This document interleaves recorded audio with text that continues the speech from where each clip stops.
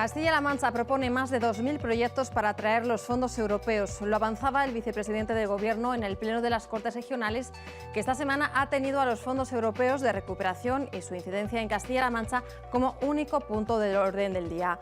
Martínez Guijarro destacaba que los proyectos están centrados en sectores estratégicos de la economía, encaminados a la cohesión, la lucha contra la despoblación y, fundamentalmente, a cambiar el modelo productivo. ¿Qué tal? Muy buenos días. Para poder ejecutarlos traerán a las Cortes una ley de medidas administrativas, proyectos que permitirán, como decimos, cambiar el modelo productivo que necesita la comunidad. Es uno de los asuntos que nos deja la semana. Comienza en Comunidad. Ha aprobado el anteproyecto de ley contra la despoblación de Castilla-La Mancha. Con ella se quiere garantizar el acceso a los servicios públicos en las zonas más aisladas. Además, por primera vez se contemplan incentivos fiscales a particulares y empresas que se instalen en pueblos catalogados de riesgo. Está dotada inicialmente con 600 millones de euros. En España hay 23 provincias con despoblación y de ellas 4 son de nuestra región. Salvo Toledo, todas sufren ese problema. Ya se ha vacunado a más de un centenar de mayores de 95 años que viven en sus domicilios. Este viernes se generalizaba la inmunización de los 6.000 ancianos que componen este grupo de población en nuestra región y posteriormente la campaña de vacunación irá avanzando por grupos de edad.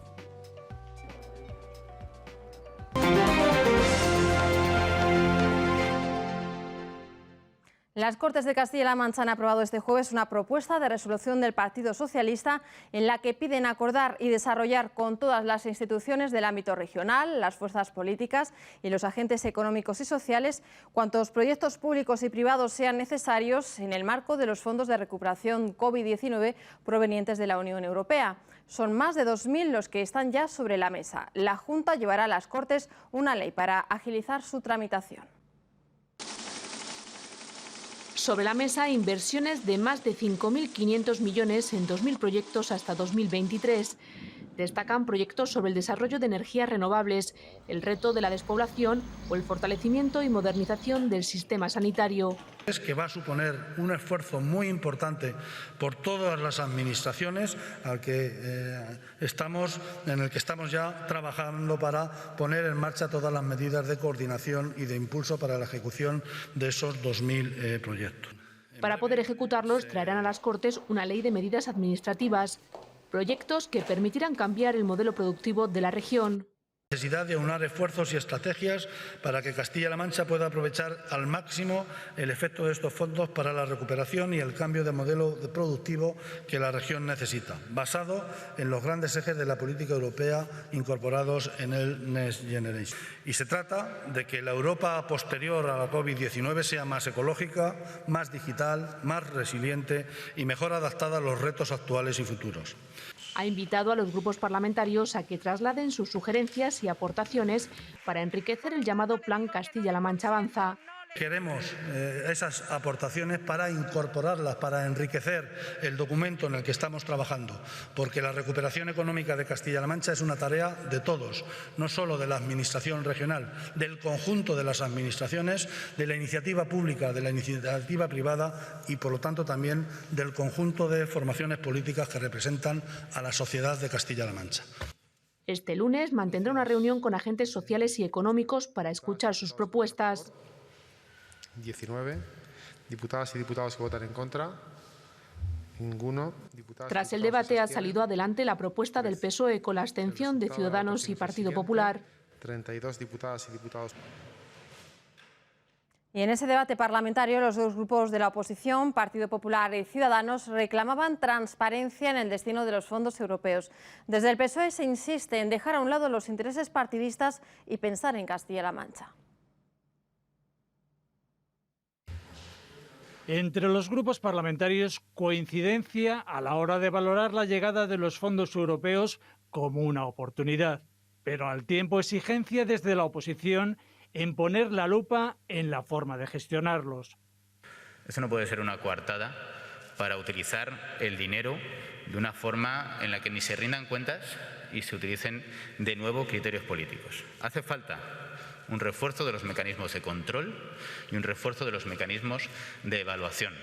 para evitar que volvamos a tener aeropuertos vacíos, obras inacabadas y tantísimo despilfarro de dinero público. Ciudadanos es partidario de la creación de un organismo independiente de control. El Partido Popular, por su parte, propone crear una mesa de trabajo con la participación de todos los sectores para definir objetivos. Señorías, hasta la fecha se desconoce todo o casi todo, y lo que se conoce es verdaderamente preocupante. Han actuado sin contar con nadie. Son una oportunidad para recuperar el tiempo perdido, la actividad económica perdida. No pueden servir para crear una red clientelar al servicio del Gobierno y del Partido Socialista Obrero Español. Desde el PSOE, el enfoque es otro. Ustedes pretenden convertir, como digo esto, en una cuestión puramente partidista, en vez de una cuestión de interés de región. Y así lo han hecho durante toda la pandemia el Partido Popular a nivel nacional y aquí. Y les pido un cambio de actitud. Yo les pido que se formen, que se comporten y que actúen de forma responsable. Responsabilidad demanda que han hecho suya los grupos para no dejar pasar el tren de Europa. Más asuntos. Esta semana hemos sabido que los ERTE en 2020 en Castilla-La Mancha salvaron el empleo de más de 140.000 trabajadores. Una herramienta que, junto a las ayudas a autónomos de más de 200 millones y el ingreso mínimo vital, ha permitido proteger al empleo y a las personas de unos efectos que no se veían desde hace más de un siglo. A una crisis sin precedentes, medidas extraordinarias. Con prestaciones extraordinarias nunca aplicadas en España, nunca aplicadas en nuestro país, con una aportación de 200 millones de euros para los autónomos de Castilla-La Mancha. 200 millones de euros para los autónomos, más de 3.000 en líneas de crédito y más de 345 millones de euros para proteger el empleo de 140.000 trabajadores en la región a través de los ERTE. Ha amortiguado el impacto de la destrucción de empleo y, sobre todo, el objetivo último era preservar el tejido productivo de España y también de Castilla-La Mancha. Por primera vez se ha puesto en marcha el ingreso mínimo vital reconocido a 18.500 personas en 2020 en Castilla-La Mancha y una inyección de liquidez para reforzar los servicios esenciales en las autonomías. En nuestra región ha sido de más de 473 millones del fondo COVID. Aspectos básicos, sobre todo para la protección de las personas. Servicios sociales, sanidad y educación. Es la rendición de cuentas que el Gobierno de España realiza en la región, un ejercicio de transparencia que está a disposición de todos los ciudadanos en la página web de la Moncloa.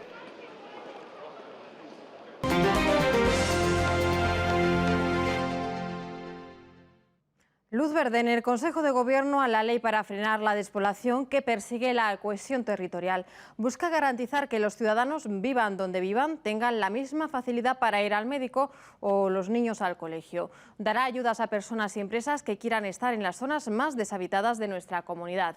La norma está dotada con un presupuesto inicial de 600 millones de euros y el Gobierno regional espera que se apruebe antes de verano con el mayor respaldo posible en las Cortes.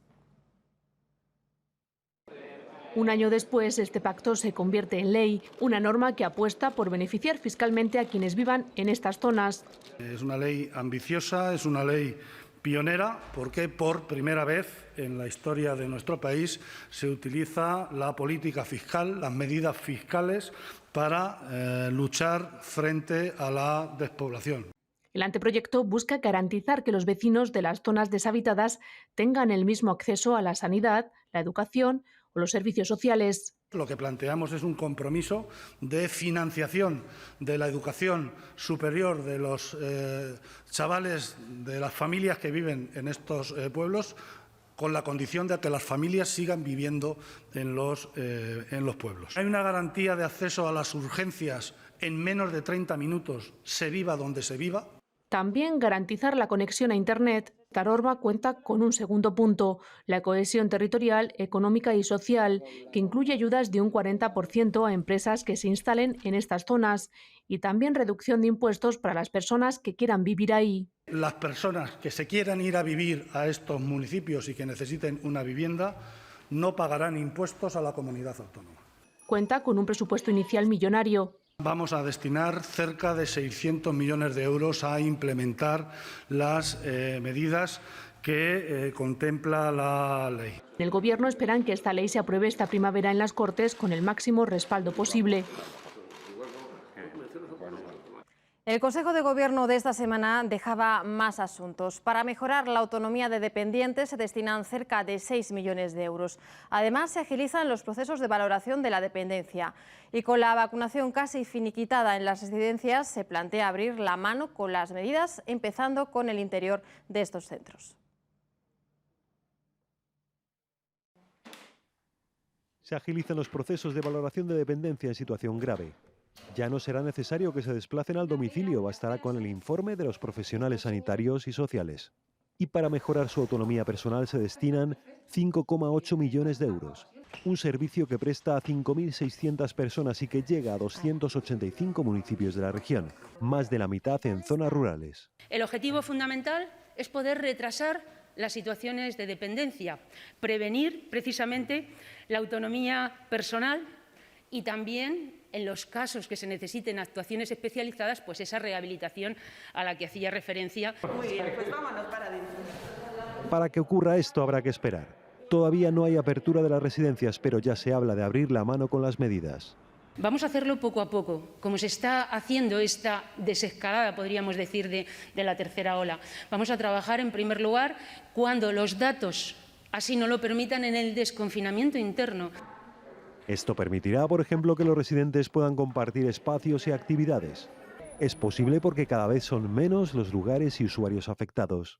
En la práctica totalidad de las residencias se está finalizando la segunda dosis de la vacunación y prácticamente todas las residencias, o casi todas las residencias, podemos decir que ya la tienen y pueden tener esa inmunidad, aunque siempre con la máxima prudencia cuando estamos hablando de las personas mayores. Para su traslado y almacenaje se ha aprobado un gasto de cerca de 700.000 euros. Y para finalizar las obras del nuevo centro de salud de Azuqueca de Henares se destinan 262.000 euros. Estén finalizadas cuanto antes y podamos dar más posibilidades al Centro de Especialidades, Diagnóstico y Tratamiento de esa localidad, así como poder desdoblar en dos áreas o en dos zonas básicas de salud las 50.000 tarjetas sanitarias correspondientes al área de influencia de Azuqueca de Henares. Se renuevan las ayudas para menores en situación de orfandad. Este año se destinan 93.000 euros y se incluye también a los dependientes de las víctimas de malos tratos. Asesinatos brutales que no solamente les dejan huellas emocionales y psicológicas que son muy duras y les atendemos en esas huellas para superarlas con programas de asistencia psicológica, sino que también les ayudamos económicamente porque a veces se encuentran en situaciones de extrema vulnerabilidad económica. El Consejo de Gobierno también ha autorizado un gasto de 2,9 millones de euros para eliminar residuos forestales en el monte, tarea imprescindible para la prevención de incendios forestales. Y al hilo de las vacunaciones, la propuesta, como veíamos al principio, es vacunar por franjas de edades y no por colectivos. En Castilla-La Mancha será a partir del lunes cuando comiencen a recibirla los mayores de 80 años. Se calcula que hay en la región más de 120.000 personas que superan esa edad. Recuerden que la edad y no la profesión será lo que determine el momento y el tipo de vacuna que se nos irá administrando. Comienza la segunda fase del proceso de vacunación y se redefinen los nuevos grupos diana. Aunque en esta ocasión el factor determinante para ponerse al principio de la fila es la edad y no el colectivo al que se pertenece. Expresar que es una máxima prioridad vacunar a los mayores de 80 años. Hay comunidades que lo están haciendo y, por tanto, también una invitación a todas las comunidades a que también empiecen a vacunar cuanto antes a los mayores de 80 años, porque sabemos que el factor riesgo, uno de los factores riesgos más importantes es el factor de la edad. Y, por tanto, importancia máxima a empezar a vacunar cuanto antes a los mayores de 80 años. Ya a partir de aquí ha establecido la Comisión criterios etarios, es decir, criterios de edad. Una idea también defendida por Castilla-La Mancha. Creo que hay que ir primero a la gente que más riesgo tiene de fallecer cuando coge el virus. Esto es de sentido común. Y esto tiene una clarísima relación con la edad y con patologías añadidas que también están ya a estas alturas muy estudiadas. La propuesta contempla 4 grupos, ordenados de mayor a menor. Mayores de 80 años que no vivan en residencias, de 70 a 79 años, de 60 a 69 años. Y los menores de 60 con patologías de riesgo, aún por concretar. Para todos ellos se reservan las vacunas de Pfizer y Moderna, mientras que las de AstraZeneca, cuya efectividad siga sin ser suficientemente probada en mayores de 55, se destinarán a un quinto nuevo grupo, la franja de edad comprendida entre los 45 y los 55 años. Ahora mismo ya hay 3 vacunas en España, pero se espera que en breve, en cuanto se apruebe, llegue la cuarta, que es la de Janssen. ¿A quién se va a inocular? Pues todavía Sanidad no lo tiene definido, pero podría ir por aquí. Personas entre 55 y 60 años. La Agencia Europea del Medicamento ha recibido la solicitud oficial de la farmacéutica y espera concluir el análisis de todo el paquete a mediados de marzo. Paralelamente, se sigue investigando si las vacunas aprobadas ofrecen protección suficiente contra las nuevas mutaciones detectadas en Reino Unido, Sudáfrica y Brasil. Notable alto es la puntuación que los usuarios del SESCAM dan a la atención asistencial recibida en 2020 y eso pese a ser un año marcado por el coronavirus. Es una de las noticias que desarrollamos ahora de manera más breve. Comienza a funcionar el servicio de neurología en el nuevo Hospital de Toledo. Lo ha hecho con las consultas externas, sumando así una nueva especialidad a las que desde finales del año pasado ya están funcionando en el Hospital Universitario. La primera fase de traslado concluirá la próxima semana con el cambio del servicio de pediatría. Ya es oficial la próxima convocatoria de oposiciones a secundaria, 1.200 plazas para 26 especialidades distintas. Los exámenes comenzarán el 19 de junio y se prolongarán hasta el 31 de julio. Todas las capitales de provincia serán sedes de estas pruebas y este año se suman Puerto Llano y Talavera. Los candidatos podrán inscribirse desde el 18 de marzo hasta el 9 de abril. Notable alto es la puntuación que los usuarios del SESCAM dan a la atención asistencial recibida en 2020. Y eso pese a ser un año marcado por el coronavirus. Se valora atención primaria, las consultas externas, hospitalización y urgencias. La Universidad de Castilla-La Mancha pone a disposición del Gobierno regional 4 instalaciones para la vacunación contra el COVID, en concreto los pabellones deportivos de los campus de Albacete y Cuenca, un espacio de usos múltiples en la antigua fábrica de armas de Toledo y el vestíbulo del Paraninfo Luis Arroyo de Ciudad Real. Y de ser necesario, se abre la posibilidad de utilizar otros edificios universitarios. El plan de inspección de consumo para este año pretende evitar el fraude y la competencia desleal. Contempla campañas de inspección en la venta de mascarillas higiénicas y en estaciones de servicio. También se controlará la seguridad de juguetes eléctricos y los productos alimenticios con reconocimiento de calidad. El puente romano de Talavera cerca de ser declarado bien de interés cultural. La consejera de Educación y Cultura ha anunciado el inicio del expediente. Esta infraestructura da cuenta de varias reconstrucciones, la más importante en la primera mitad del siglo XV. El presidente de Castilla-La Mancha se ha reunido con representantes de la Asociación de Enfermedades Neuromusculares de la región. Se calcula que en España hay 20.000 personas con estas patologías. Desde el colectivo se insiste en la necesidad de unidades especializadas para la prevención y tratamiento de enfermedades poco frecuentes. Presentados los actos del Día de la Mujer, entre otros está previsto el reconocimiento a 6 mujeres de la región que destacan en sus áreas de trabajo para que sean referentes para jóvenes y adolescentes. Va llegando el momento de despedirnos, pero antes les invitamos, como cada semana, a poner a prueba sus conocimientos sobre la política de nuestra región en redes sociales. Y ahí vemos esa pregunta que formulamos vía Twitter: ¿de qué trató el otro pleno monográfico celebrado en este periodo de sesiones? Vamos a ver las 4 opciones que les dábamos: COVID, ayudas a pymes y autónomos, despoblación y fondos europeos. Pues la mayoría no ha acertado, casi. Fue un debate sobre medidas de apoyo económico para autónomos y pymes. Fue a propuesta de Ciudadanos y Partido Popular. Y con este debate se iniciaba el curso parlamentario el 14 de enero. Como hemos visto en el programa esta semana, se ha debatido a propuesta del PSOE sobre los fondos europeos de recuperación COVID y su incidencia en Castilla-La Mancha.